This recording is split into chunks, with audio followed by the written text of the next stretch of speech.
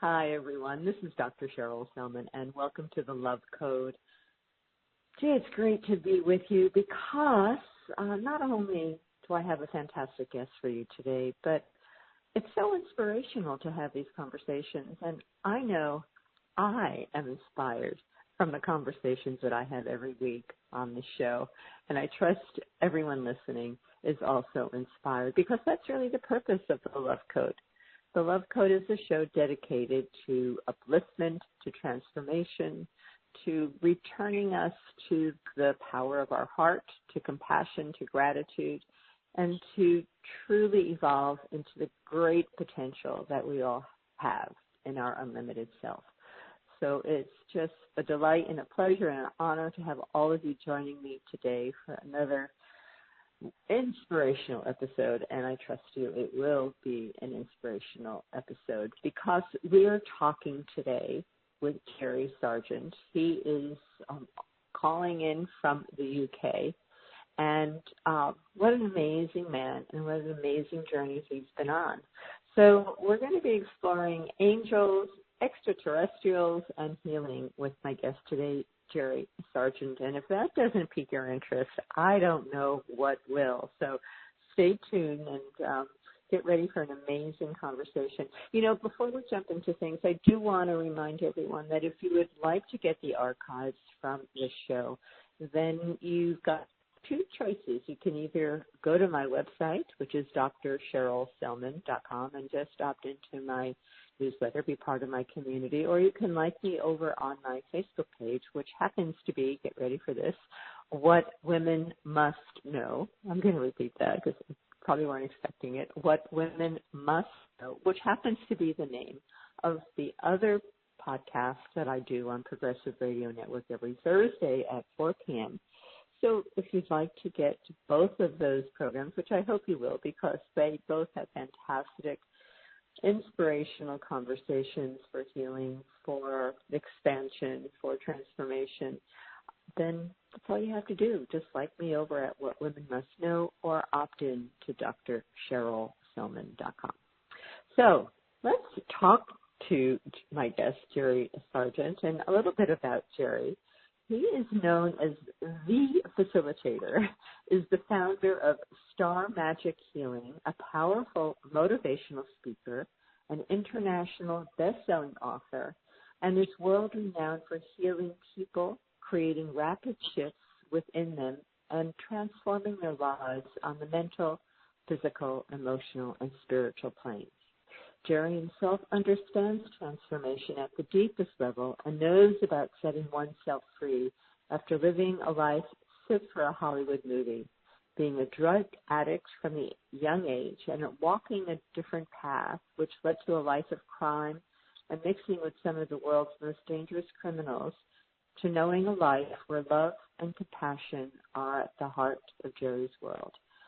So if you're ready for an amazing conversation, uplifting, truly transforming, and knowing the power of the soul to really guide us in this life's journey, then stay tuned because we're in for a great experience with Jerry. And it's my great honor and pleasure to welcome Jerry Sargent to the show today. So, Jerry, welcome to the Love Code, and thanks for joining us all the way from the UK today. Hi there, Sherrill. Thank you so much for having me. It's such a pleasure to have you on the show. I've been looking forward to this conversation because I have been, doing my research on you, and you really have created some unique and exceptional experiences and missions in your life. You're doing phenomenal things out in the world. And before we get into this great plan and purpose and passion you have in spreading light, love, and healing through the planet, I think we have to talk about your story, and we have to talk about your past. I know you probably talked about it. You know it by heart, sleep, but it's so profound to hear of the journeys we all go through from times of great darkness and how those times have been preparations for a magnificent life. So, Jerry, I'd love for you to start at the beginning of your journey. And what was it that got you into a world that was so dark, right, of crime, of addiction? So share a little bit about what that early part of your life was like. Yeah, so, I mean, as a child, I was fostered, adopted. I was raped at a young age, actually, at 2 months old. And then my first my adoptive mother, she used to beat me. My first school teacher, she was female. I remember her pulling my pants down and smacking my bare bum in front of everyone in the class. And so I had this kind of like, rejection was a big thing, especially from females growing up as a child. And I was very angry. I played rugby and football and tennis and lots of sports as a kid. And rugby was really my kind of like my go-to to let off all of my steam and my aggression. And then when I was in my early teens, I got banned from playing rugby for fighting, and I got banned for 1 year. And then at that time, I just, was hanging around with certain people and got into drink and drugs, and the rave scene was really rife in the UK. So I was traveling around like with blowing whistles and horns, dancing all night, dropping ecstasy tablets and acid and all that sort of stuff.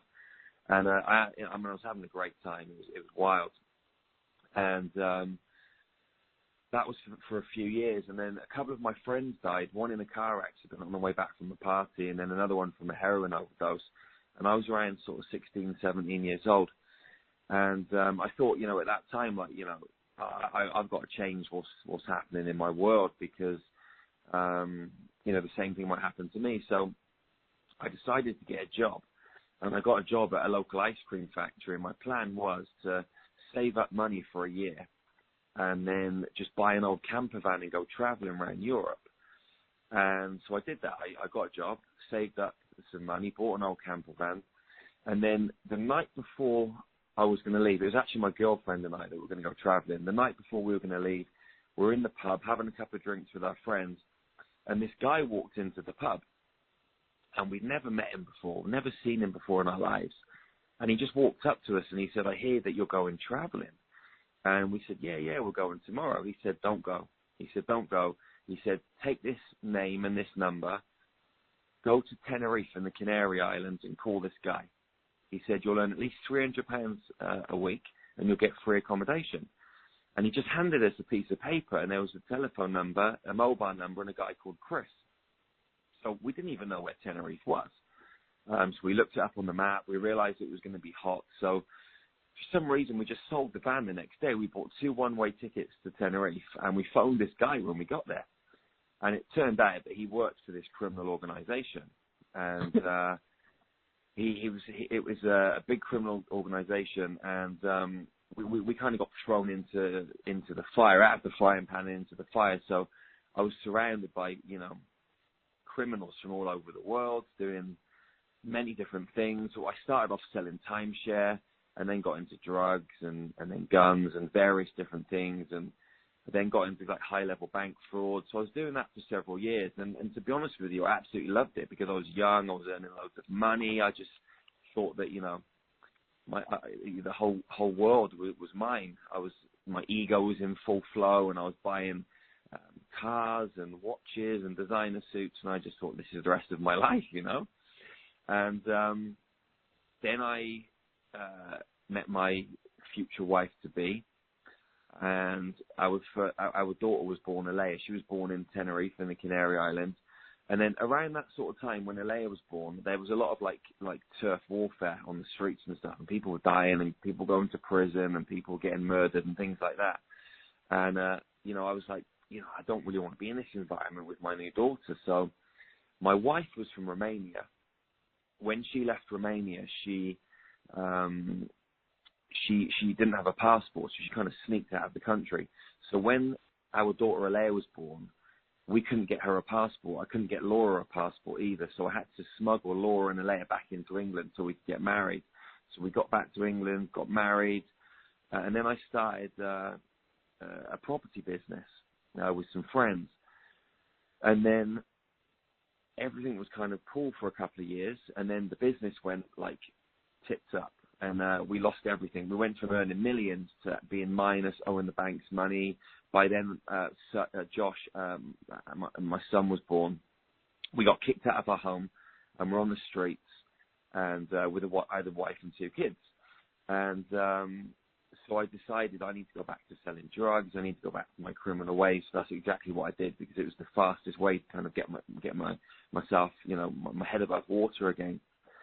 But that's when my spiritual journey started, when everything got stripped away and we went back to zero. We went back into this, we got moved into this rented accommodation, and I'd never had any spiritual experiences before. But my wife, Laura, well, she's my ex-wife now, she came downstairs and she looked terrified. And I said, "What's wrong?" She said, "Well, every time I close my eyes, I see all these dark images and hear all these dark voices." She said, "It feels like someone's trying to take me away." And she said, "Every time I'm walking and pushing the pushchair down the street in the daytime, it feels like something's trying to make me push the pushchair out into the road." And I looked at her and I thought, this is really strange. I said, "Okay, obviously, what do you want to do about this?" So she said to me, "I want to call my friend." And her friend was a priest. So we called this priest. The priest came around the house, and she started dousing the house and putting crosses up. And I was sat there thinking, this is crazy. This is like something out of a poltergeist or something. So anyway, she calms Laura down. Laura goes to bed. And then the next day I went to see my friend. And I said to my friend, this really strange thing happened last night with Laura. And he said, I told him the story, and he said, "You've got to speak to this lady." So he gave me the name of this lady, and I phoned her up. I didn't know who she was, but she didn't answer. I left her a message, and she called me back maybe an hour or so later. And I told her what happened, and she said, "Where do you live?"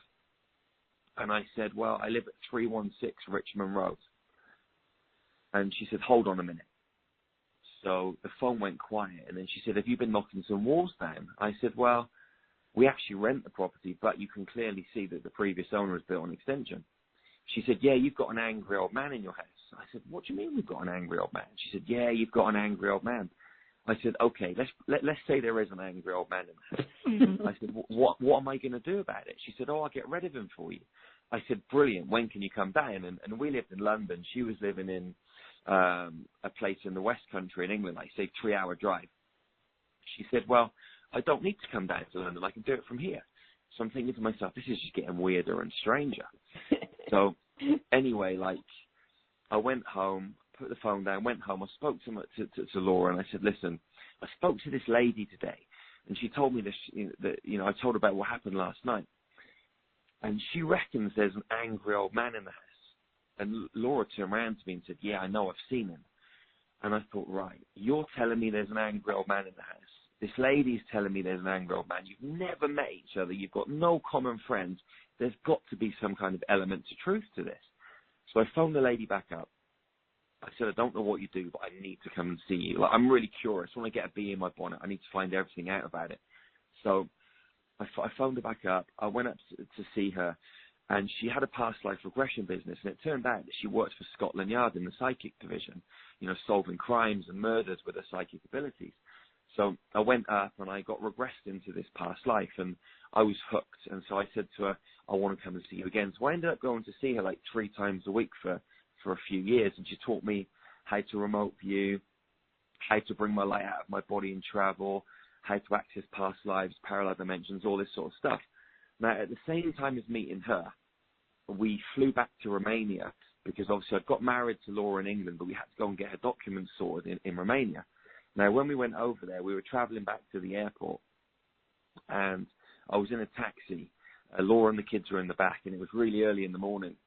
And I woke up and I heard the loud crash, and the car's swaying from side to side. There's glass, there's wind, all this sort of stuff. And I remember thinking to myself, boy, we're in a really bad accident. And then the car stopped, and there was no other cars on the road. And I thought, that's really weird. What did we hit? I looked at the taxi driver. He looked petrified. Alea was underneath the driver's seat. There was no seatbelt in the taxi. And Laura had Josh in her arms, and both their mouths were full of glass. I looked in front of me, and there was a hole in the windscreen. and there was blood dripping down my face, but I wasn't cut. So I thought, this is weird. I got out of the car, looked about 30 meters up the road, and there was two ladies lying on the side of the road. I looked about another 100, 150 yards up the road, and there was what looked like a dead body. And what had happened is three ladies were crossing the road in the morning. The first one got hit clean on. She came through the windscreen, smacked me in the face, then got flipped over the car and died. The second one had her ankles cut clean off, and the third one was physically okay. So I've got out of the car, I've checked on Laura and the kids. They're all okay.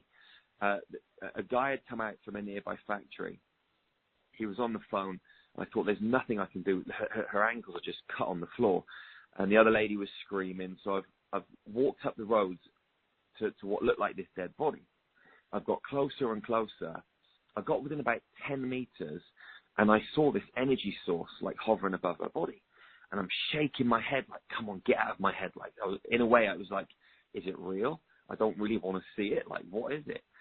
And I got closer and closer, and then this energy source just kind of fizzled and disappeared into the ether. And by that time, I was right above the lady's body, looking down, and her legs were wrapped up over her head. She was completely mangled. And it was like someone had taken an old car to the scrap heap. And like whatever was inside the body, which I now know was the lady's soul, it had no use for this physical vessel anymore. And it was like the universe like smacking me around the head and saying, Jerry, you've got to wake up. We're so much more than these physical bodies. We're atoms and molecules in continuous movement in space. We're energy. And I remember looking up to the heavens and I said, thank you. And it felt really weird. Like I wanted a whiskey and a cigarette, and I don't drink whiskey and I don't smoke, but I just wanted a whiskey and a cigarette. It felt like a momentous occasion and a time to celebrate. So this happened. And then a few months later, Laura was lying down at home, and she had a really bad migraine. And for some reason, I thought to myself, I can take this out of your head. And so I walked over to her, looked at her, and I could see this green energy inside her head. I could see the headache. I just reached in and grabbed it out. And she got up off the bed like she didn't have a headache. And I thought to myself, that's a little bit weird, you know. So this happened. And then around the same sort of time all this stuff was happening, I was still doing my criminal stuff, and I was stealing money from banks. And so I had like huge bags of cash around, like hundreds of thousands of pounds at a time, sometimes millions. And I found someone that could help me give money to charities. So I started like just getting the money that I was earning, or some of it, and giving it to these charities, and they'd send it to Africa and different places, and we built like water pipelines and schools and different things. And the letters used to come back, and they'd show me the letters, and I was like, this is amazing. You know, we're helping all of these people. So I felt a little bit like Robin Hood, like stealing from the rich and giving to the poor. And this was a really big thing in my life, because all up until this point, I was like, me. I had to buy stuff for me, and I didn't care about anyone else. It was just, I wanted to feed my ego.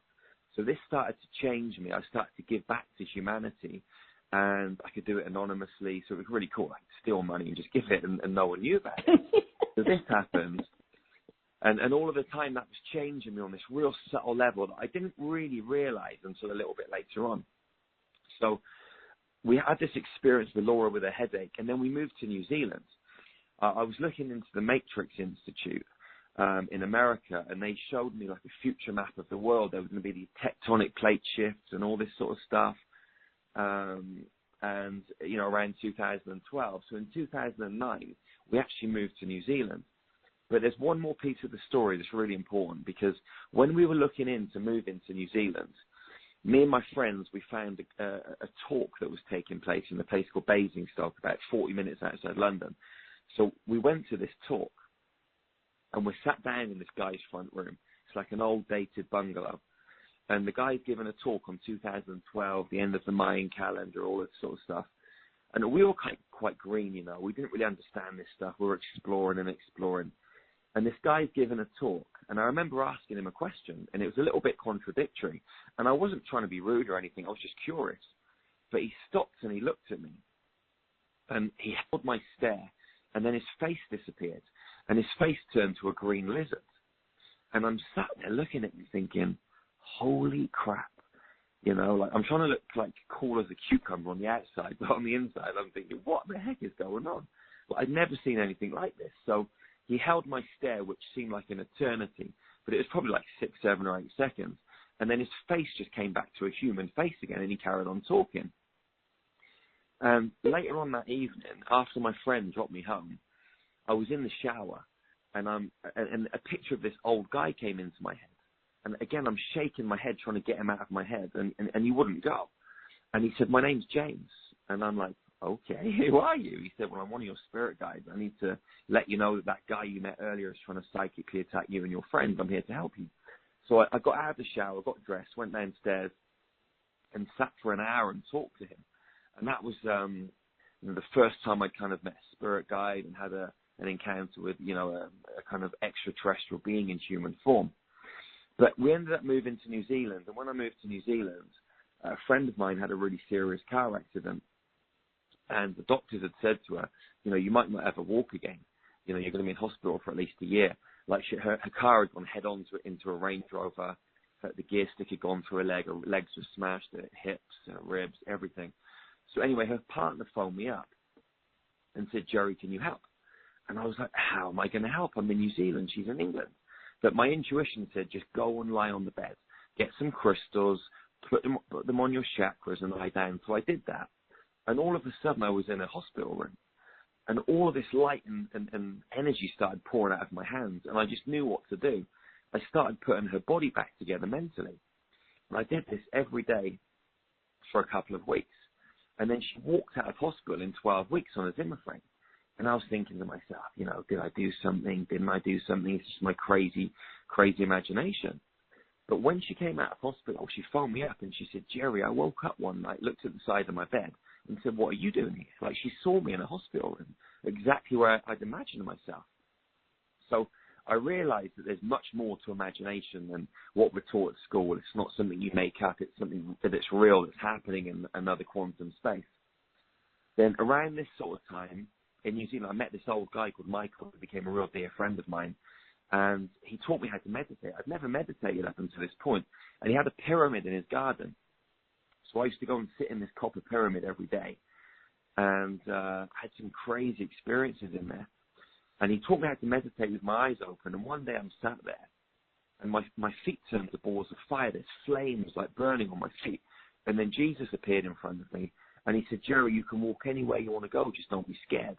So I'm looking at him, nodding my head. And then he turned, and the stairs appeared in the garden. And he walked up them and through a door. So I followed him. Went through the door, and we're in the Last Supper. And Jesus is like giving his Last Supper sermon. There's fruit and there's wine and all this sort of stuff. And I looked out of the window and I saw an extraterrestrial craft. And I'd never seen one of these before. And they were just showing me that extraterrestrials have been around for a very long time.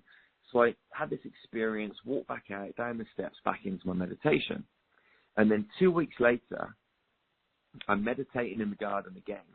And I look to my right-hand side, and there's like a little space pod, the only way I can describe it. And there's a blue being inside of it. So I brought my light out of my body, went and got inside the space pod, and we flew through a portal, through a tunnel for about 4 or 5 seconds. We came out the other side, and we were above water, we were above a beach. I got out of the space pod, walked up the beach, and there was about 200 of these blue beings. And they're about 6 or 7 feet tall.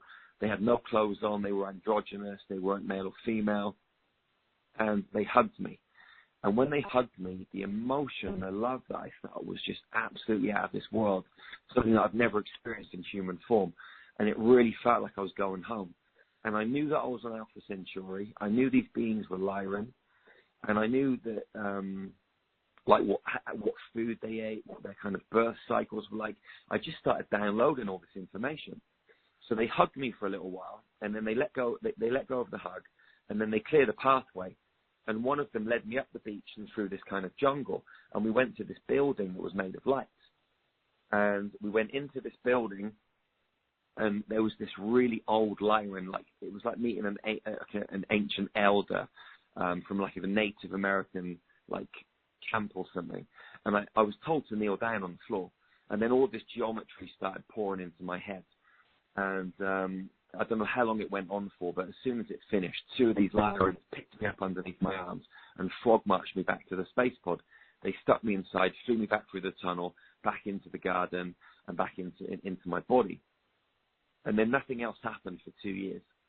And I'm waking up every day like, come on, man, what's next? Come on, I need the next piece of the puzzle. But nothing was happening. And we set up a health and fitness center in New Zealand. And this was really important too, because we were getting a lot of unfit, obese people, Maori people coming in, and we were helping change their lives through nutrition and exercise.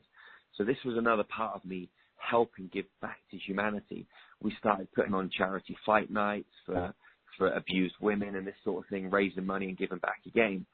So this happened, and then about after 2 years, I woke up one morning, and I knew we had to go back to England. And I said to Laura and the kids, we got to go home, we got to go back to England. They looked at me like I was crazy. They said, you just set up the business, the gym's going really well. I was on like Good Morning TV, doing exercise routines for people at home. And anyway, they just didn't want to go back to England. So I just pestered them. And after a few weeks, they agreed. So we put a manager in charge of the gym, put all of our stuff in storage, flew back to England, and that's when things went into overdrive. I was out running one Sunday morning, and I saw some fairies flying around a tree. And I stopped in the middle of the road. I'm thinking, there's extraterrestrials now, there's fairies. This is crazy. So again, I'm looking at these fairies, and an angel came down. And the angel said, my name's Archangel Gabriel, you need to write a book. So I said to the angel, what am I supposed to write it about? He said, it's about your life story. I said, what's it called? And he said, Into the Light. So I ran home, opened up my laptop, wrote the book, published it, and then as soon as I published the book, I started seeing all of this code in the empty space. And it was the same code that got downloaded when I went to Alpha Centauri. So I'm saying to my guys, what am I supposed to do? They said, you need to meditate more. So I started waking up at 5 in the morning with my son, Josh, and we went into meditation, and we ended up in these classrooms underneath the pyramids, like these mystery schools. And a guy was at the front of the classroom, and he had these scrolls. And we were sat at these old, wooden desks like you get when you're a kid in a classroom. And I was looking left, I was looking right. There was loads of other humans there. And on these scrolls that he was showing to everybody were codes. And it was the same codes that got downloaded to me on Alpha Centauri, and the same codes I was seeing in the empty space. So we went every day for 2 hours for 9 months, and they showed us how to use these codes. And then people started coming into my life that needed healing. And I was like, let me just see if this stuff works. And I was trying it, and it was working. And I kept trying it, and it kept working. So I thought to myself, maybe I can start a business and actually make some money, probably legally for the first time in my life. So I went to this kind of Mind, Body, Spirit festival, and I had a little stand. I had my book Into the Light, and I said, I had these little cards made up saying energy healing. And I was saying to people, put your name down on this list, and I'm going to draw 3 names out of the hat at the end of the weekend, and I'll call you, and if you win, I'll give you a free energy healing. And 70 or 80 people put their name down. So I phoned every single one of them up and told them they won, just so I could practice. So I had 70, 80 people to practice on. I gave them all healings, and they loved it and had some amazing results. So I asked them if they'd give testimonials. So I was driving up and down the country, getting testimonials, and then I thought, right, I'm going to set the website up, put the testimonials up, and just see what happens. So I did that, and then Star Magic was born in 2016. And then as soon as I did that, the Lyrans came to visit me again. I was meditating on a hill near where I live, and I'm looking out. The same blue being comes to visit me on the right, and the whole town disappeared. And they showed me the Christ consciousness grid, and they showed me all of these lights. And I said, what are the lights? And they said, well, they're healing centers. You've got to build them. I said, well, if I build them, who's gonna run them? And they said, you need to train people. So I thought, right, okay. I ran home, just like with Into the Light. I designed this training program. I put it up online, and then the next February, we arranged for the first training. And people came from Egypt and America and Canada and Australia and all over Europe. And I was stood at the front of the classroom thinking, why the heck are you all here? This is crazy. Why have you come to see me? And that's where it all started. We've trained thousands of people since in over 40 countries. They told me to write a book called Healing with Light Frequencies, The Transformative Power of Star Magic. So we published that. That's been translated into Romanian, Chinese, it's in English. That's sold thousands of copies. We've bought land in Madeira, Romania, England. And we're in the process at the moment of designing our first healing center we're going to start building next year. It's going to be built out of sacred geometry, just like the Lyrians told us it would be. So everything that they've told us to do, or told me to do, we've got a team now, but it's all just happening. So I've come from this crazy world of drugs and guns and bank fraud into this world where we train people and we just travel sharing love and compassion and helping people step into their power and live better lives and showing them how they can heal themselves and other people and their families. And it's just it's a crazy old ride. And now I get to speak to people like you and just tell the story. It's amazing. What a journey, which is, pretty wild. I have to say, it's, for me, I've experienced wild things and hung out with wild people and been to wild places, so to speak, way out there. So, I get it. I get that this, there are souls that have come here incarnated from other dimensions or other planets. And by the way, wasn't Alpha Centauri one of the star systems that was worshipped ages ago and monuments built like Stonehenge? Wasn't that the star system that was acknowledged as the source? Yeah, I'm not sure about the worshipping side of things, but when I was there was some really incredible kind of like obelisks and like geometrical buildings that you just don't really get on Earth, Yeah,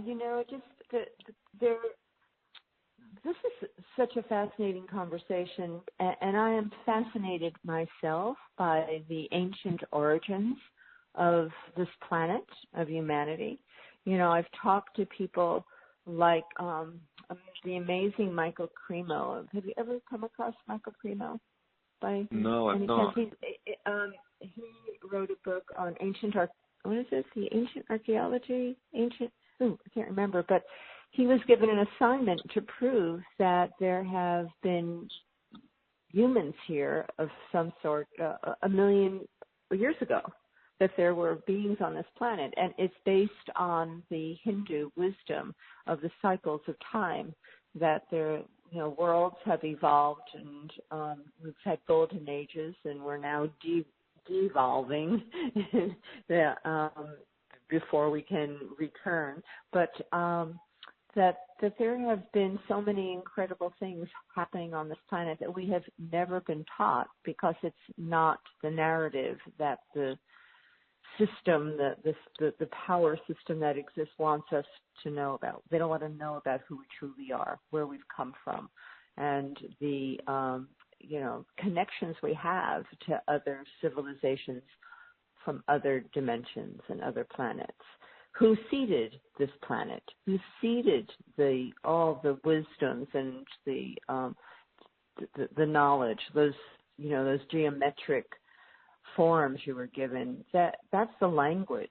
That's the language of the ancients. It's the language of the universe, actually. So, whatever destiny you have, Jerry, and this awakening of your true mission and your place here on this time of transformation, it's quite profound what you've done and how you've been guided. I mean, those stories are quite amazing that you've shared of your experiences, but, to me, I get it. This is your awakening, and this is the remembrance of who you are and what you had to go through early in life and what it taught you, and from all that pain and suffering and abuse that you had, I don't know why you needed to do it, but that was part of the journey that you chose to arrive at the person you are now. It's pretty fascinating. It's profound, really. Absolutely, yeah. And I totally agree with you. Like, we're waking up like our true divine selves, and the whole planet, when you look beyond the physical world, is mathematical and geometrical. And like the codes that we're bringing in that you're talking about, like the original language, like the language of light, the language of geometry, these light frequencies that are coming in from other planets, other stars, hitting our DNA. And within our DNA is all of the knowledge and wisdom that we brought from the stars and brought into these human incarnations. And what I see is, you know, a planet of like superhumans. And what we're doing is waking everybody up to their full potential and giving them the opportunity to realize that potential in human form and, you know, kind of not recreate themselves, but sort of unleash themselves again to what they were back in the times of Atlantis and Lemuria, and also back on the stars too, when people could teleport and use telekinesis, heal without any external influences. You know, everything was an inside job, you know, to be able to, you know, communicate telepathically, all of these kind of things, you know, but telekinesis, I mean, they're natural kind of powers for us once our DNA is fully activated. And it's exciting to see people change. And people on the planet at the moment, there are children that can move objects. There are people that can bilocate from one place to another. There's people that can heal at distance. Like, different people are waking up these different faculties, and I think we're just triggering that remembrance in each other. And that's what we kind of share with people. We're not really here to teach, because we can't teach anyone anything, because it's all already inside of you.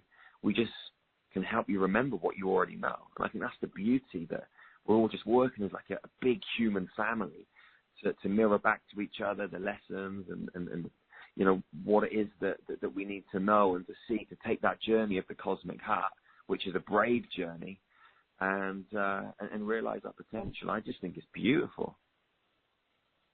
It is beautiful, and it's, you know, as we're having this conversation, people are listening. It's an opportunity for everyone to realize we really don't know who we are. We don't really know where we came from, and we don't know where we're going. And those are the questions to ask, right? And as you ask those questions, your consciousness expands, because there's such a profound understanding of the real nature of who we are and our connection to the greater universe. And this is the time we're in, of this awakening. So in your experience and with the connections you have to all those other beings, what have either you've been told, or what do you share with people to inspire them at this time? You know, we're in a time of transition.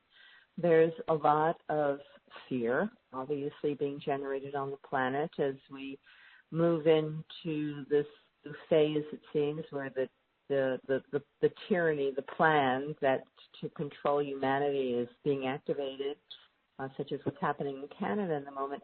What is your, you know, words of inspiration? What have you been given to help people understand what this time is really all about? Well, I mean, what we're doing is we're training people to heal, and through that helping them step into their power and their full potential.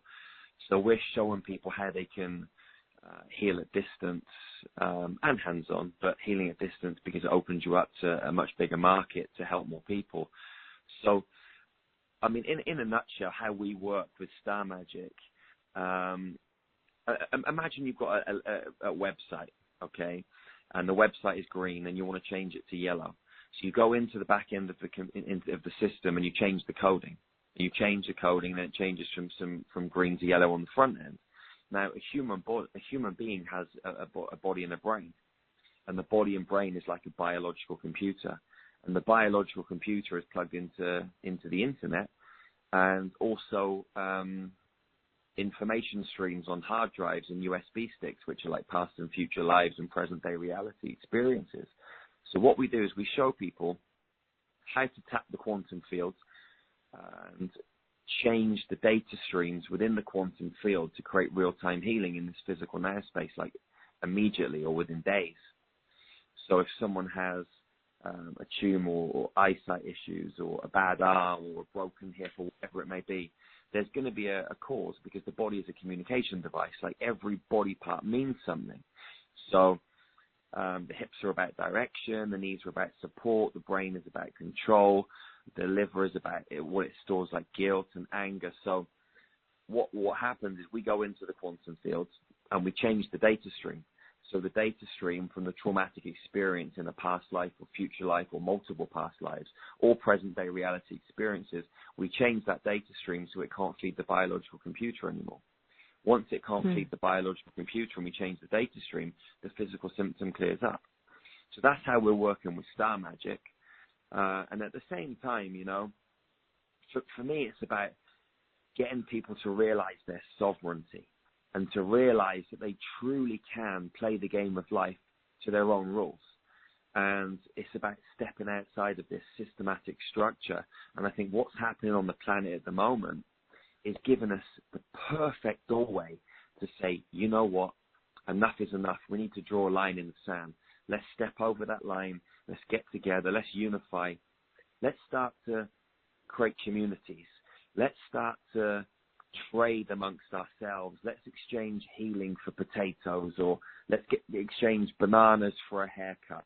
Let's work out ways that we can trade and barter and work together outside of the system to create our own new expansive sovereign system, you know, where we don't really need fiat currency. Let's dig into the ground and get fresh water. Let's grow our own fruit and vegetables. Let's become self-sufficient. Let's use free energy. You know, and that's why with our healing centers that we're building at the moment, that's going to be a massive focus to have these communities and healing centers where people can be free. You know, you don't really need money. You just need to offer some time or some energy, you know. And I think we have to really let people know and encourage people to stand in their sovereign power and not be scared, because a lot of people have been reliant on the government. They've been reliant on their social security or whatever it is, and they think, well, without the government we can't survive. But actually, they're just keeping you locked in a paradigm, in a program, which is very small and controlled. But there's a whole big world out there, and there are billions of humans that actually just want to love each other and get on. You know, I mean, we're the only planet in the solar system that draws lines on it and divides it up and says that you need a book to go from one country to another, from across these different lines. You know, there's all this separation, but as we kind of, you know, expand and open our hearts and dive into ourselves, we realize that, you know, we're very similar. We're just light, we're love, we're information, we're geometry, and all we want to really do is love each other and get along. Yeah, well, that's such an inspirational message at this time, because we can get so focused on the present time dramas that are going on. We don't have a larger perspective to see that this is part of a greater plan of the awakening of humanity to their true potential, to their true nature. Absolutely. And I think we've got to see this as a catalyst. This is a great opportunity, like you said. It's part of the awakening. Without all of the stuff that's happening at the moment, it might have taken us another 200,000 years to wake up.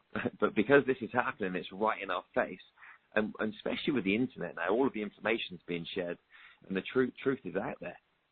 You know, and once you open up Pandora's box, that's it. You can't unsee it, you know.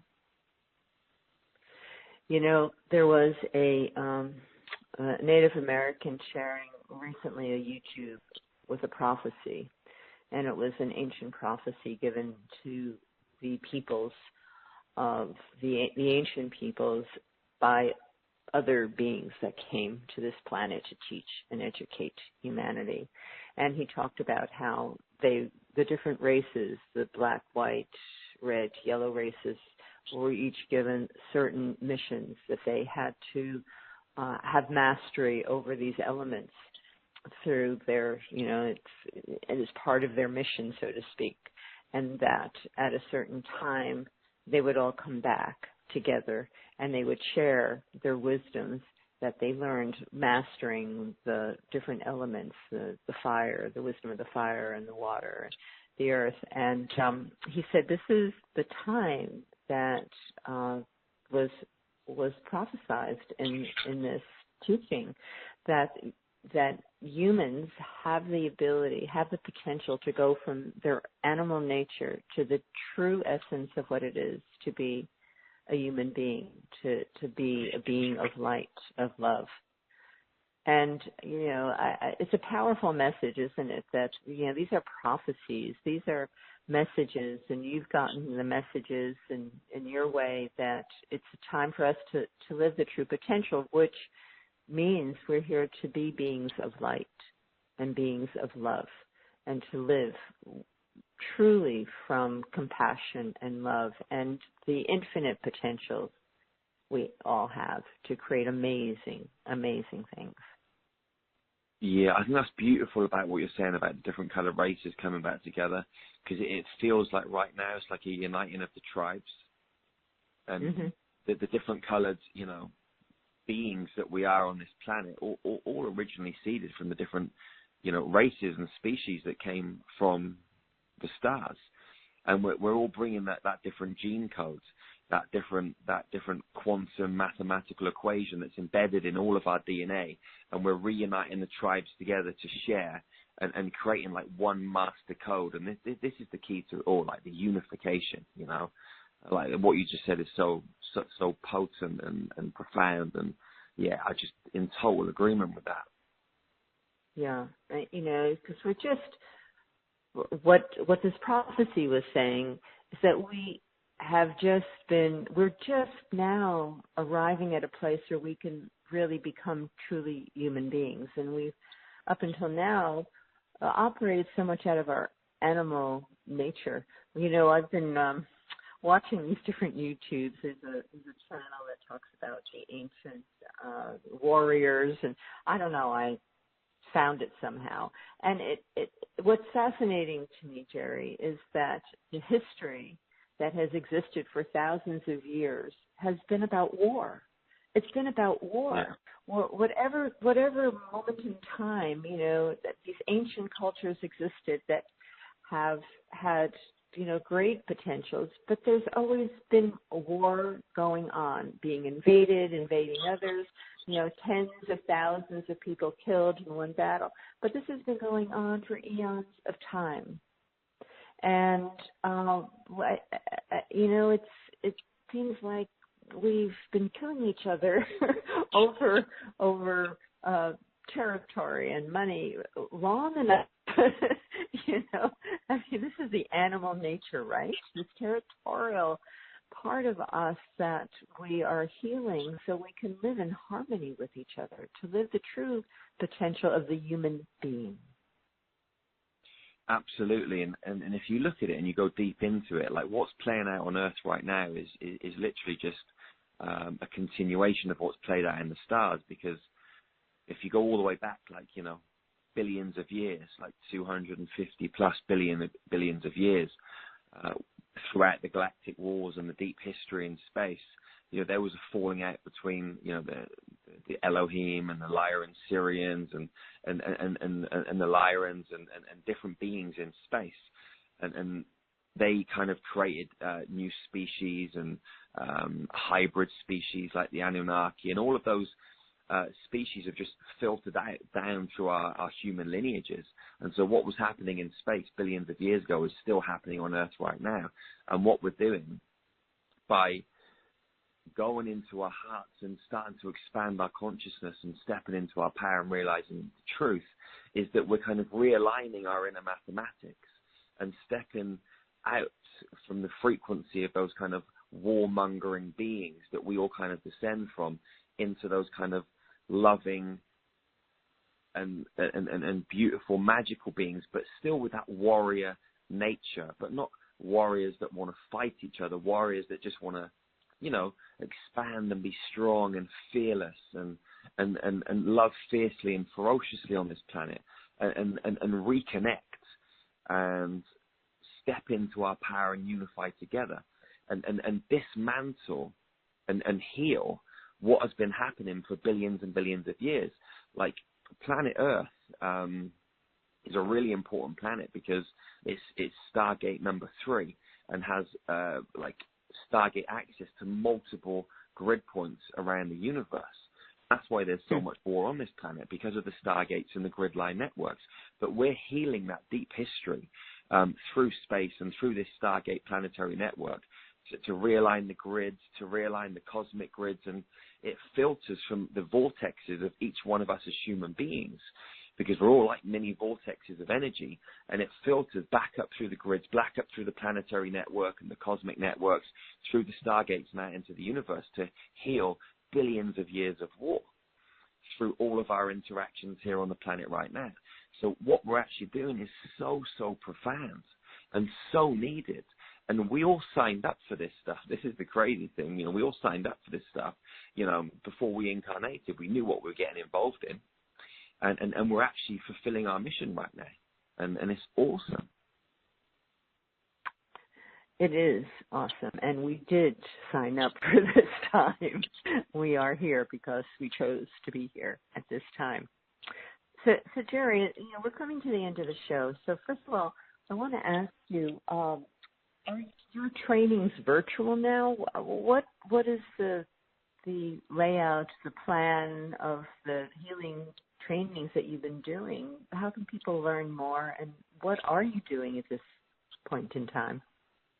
Yes, so I mean, right now at the moment, I'm in Romania on the land that we bought out here to build our first center, and I'm just out here because we're just, you know, putting the plans into place and working with architects and stuff. We are running trainings online. I mean, up until, you know, COVID, everything was in person. And I always said to myself, I'm never going to do a training online because I just love being in the space with people. You get to hug each other and eat together and all that sort of stuff. But actually, COVID was kind of a blessing in disguise for us, because what happened is we were forced to go online. So what we did is we put the prices down because we didn't have to pay for accommodation and chefs and food and all this sort of stuff. So we were able to offer the training at a discounted price, and we started giving people bonus days. And what it actually meant is that people could practice distance healing in real time, because every day on the training we're partnering people up, you know, showing them all of the different ways that they can heal, and they're practicing with different partners all over the world. So they get into practice distance healing. So by the end of the 7-day training, they can go out and start their own healing business. You know, they can go and make money straight away. They can help humanity straight away. So actually, by doing it online, it's helped open us up to a much bigger market. It's made it much more accessible for everybody else. So it's been really, really cool. We've got 4 levels in the training. The first level, which is 7 days, we show people how to heal themselves, how to heal other people, how to heal groups of people. The second training is another 7-day training, which we call a frequency upgrade, and that's all about the stargates. That's about the planetary and the cosmic grid systems and how we can access that information and light to really bring our multidimensional light body online fully, so we can embody more light, activate our DNA, and really become superhumans. And then the third training we call Through the Stargate. And that's where it's actually a 10-day training, and it's limited numbers. This is a really intense training where we show people how to take groups of people on deep meditation journeys through portals, through stargates, to healing temples all over the universe. So they can go out and basically do what I do. And then level 4 training is where people actually go out and run their own training, their own level 1 training. So what happens, we've got an academy, and once you've been on Facilitator training level 1 and you join the academy, you get to come back on Facilitator training level 1s and 2s for free. But what we ask you to do is to help me with the presentation. So by helping me deliver the information, you get to practice. So once you've been on several Facilitator training level 1s and you've helped out, you then know how to present level 1. And then you do the same thing with level 2, then the same thing with level 3. And then level 4 is you literally going out and presenting to a whole group of people with me supporting you. And that's how we're training people to do what I do, so we can help more people. You know, when the healing centers are open, you know, be, you know, other people basically doing my job too. And yeah, so that's the kind of plan. Go through the academy, and then go out and run these trainings. But if people don't want to go through the academy and they just want to take the skills and go and do their own thing, that's completely cool too. But our main focus is build the healing centers, create these communities, And the other thing with healing centers, we want to have them as a safe space for children, because there's so many amazing star seeds coming down from the stars with amazing abilities, but they haven't really got a safe space to express themselves. Like in the UK, if a child is expressing like multidimensional abilities, they'll come and take them off and, take them away from their parents, put them in some kind of home, pump them full of drugs, and send them back to their parents several years later, demonized, addicted to pornography, drugs, that sort of thing. And all of that stuff that was inside and that divine spark has been diminished. So we want to create a safe space for children to express themselves and really show us how to run this planet. What I see is children being in the classrooms and all us adults sat down like children learning from the kids, because the kids have got the knowledge. They're bringing it down for us. So we need to create the foundation and the environment so they can express it and show us how we need to run planet Earth. So, yeah, that's really our main focus. You not only have an amazing vision, Jerry, but you've been able to actually bring it down and anchor it, which is, is a gift, is a skill, is an ability, right? To create a format, to create a form to hold this vision so you can duplicate yourself, which is what you were sharing, train people to do what you do and spread the word. Can't do it all by yourself. So how beautiful. So, okay, I just want to be sure we give everyone your website, which is Jerry Sargent, and I'm going to, Jerry is Jerry, spelling Jerry, and Sargent is Sargeant. So Jerry Sargent, Sargeant.com. Is that the best website for you, Jerry? The best website is starmagichealing.com. Well, glad I asked that. So starmagichealing.com, right? Yeah, starmagichealing.com. Yeah, you'll get access to all everything that we do is on there. We got some free global meditation groups. So come and join our weekly meditations and stuff. Good. Okay, I will definitely do that. And everyone else, here's an invitation. So starmagichealing.com.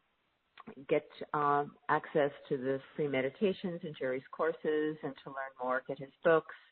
It's an amazing universe we live in. It's an amazing time we live in, and we have amazing people like you, Jerry, who are so inspirational, graciously sharing your journey and the programs that you're creating from the sources that you have. And you're doing what you're told to be doing at this time. You're following that true mission that you've come in with, and it's so inspiring. So thank you so much for being with us today. It was an absolutely incredible conversation, and just wishing you the greatest success, the greatest love, the greatest fulfillment of your mission here in this world at this time.